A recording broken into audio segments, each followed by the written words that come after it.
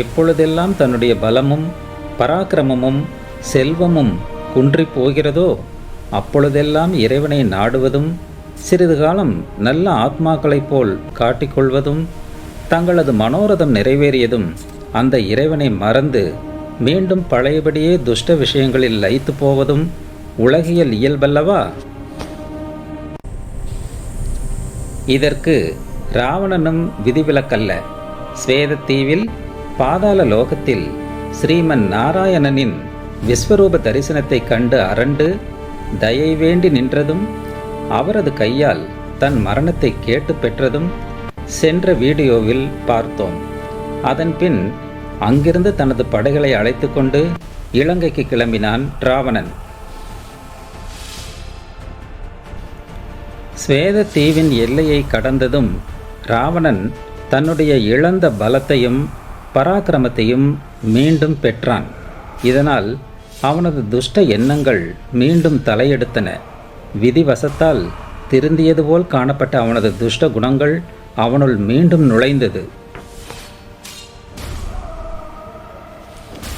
இதனால் ராவணன் இலங்கைக்கு திரும்பும் வழியில் சந்தித்த பிற நாட்டு அரசர்கள், தேவர்கள், கந்தர்வர்கள், பன்னகர்கள், யட்சர்கள், அசுரர்கள், தானவர்கள் போன்றோரை தன் படையுடன் தேடிச் சென்று வலுவில் போருக்கு அழைத்து வெற்றி கொண்டான்.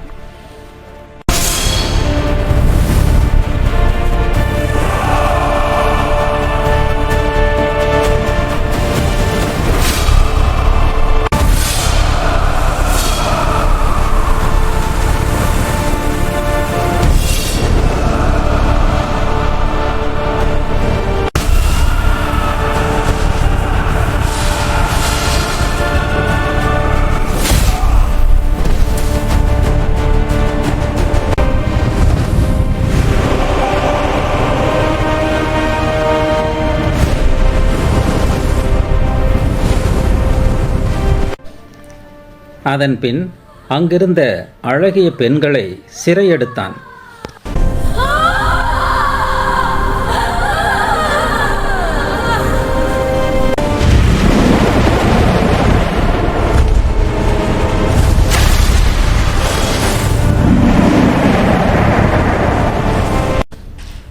தேவர்களை வீழ்த்திய பின் தேவகுல பெண்களை சிறையெடுத்து கொண்டான். கந்தர்வர்களை வீழ்த்திய பின் கந்தர்வகுல பெண்களை எடுத்துக்கொண்டான்.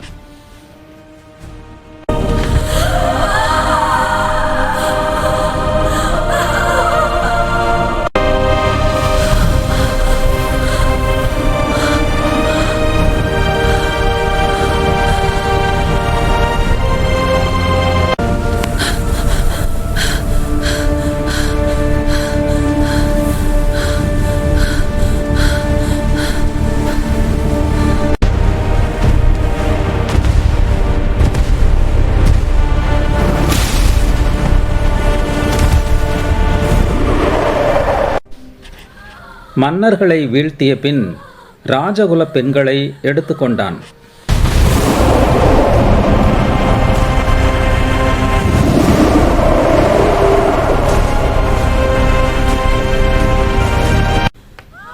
அபரிமிதமான அழகுடன் விளங்கிய பெண்கள் அனைவரும் ராவணனின் வெற்றிக்கு பின் அவனது மனைவிகளாக ஆக்கப்பட்டனர்.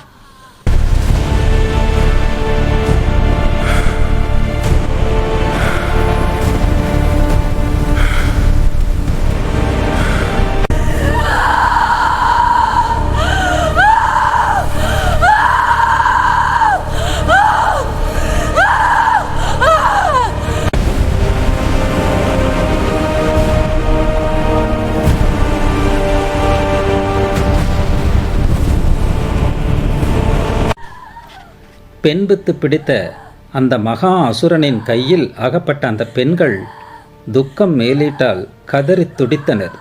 தப்ப நினைத்தும் முடியாமல் தவித்தனர்.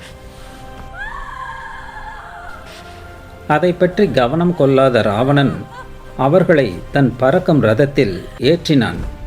சில பெண்கள் பறக்கும் ரதத்தில் இருந்து குதிக்கவும் செய்தனர். கீழே விழுந்தவர்கள் போக மற்றவர்கள் ராவணன் பிடிக்குள் மாட்டிக்கொண்டு போராடினர்.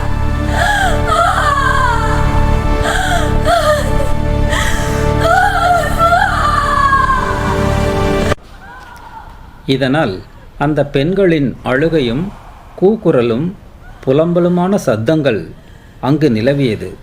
சோகத்தாலும் துக்கத்தாலும் பயத்தாலும் அந்த பெண்கள் கலங்கினார்கள்.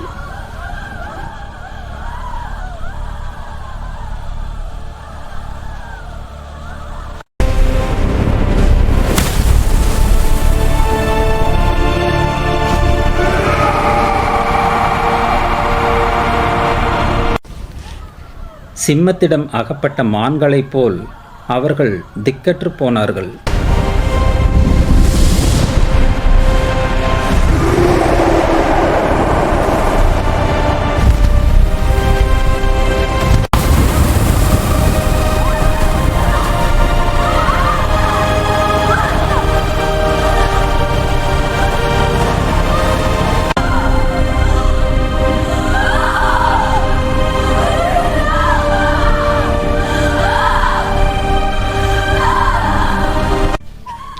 ஐயோ, இந்த அசுரன் என்னை கொன்று தின்று விடுவானோ எனச் சிலரும்,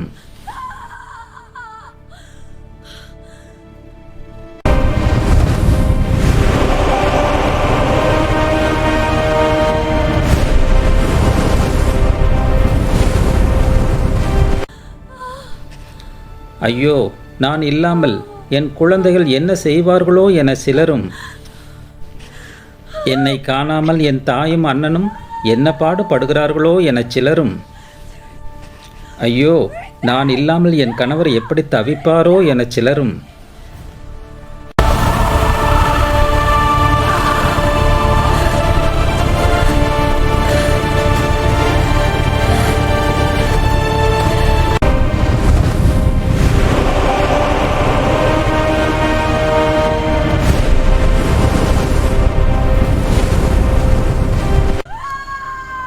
இது பூர்வ ஜென்ம பாப பலனோ, இது என்றைக்கு தீருமோ எனச் சிலரும்,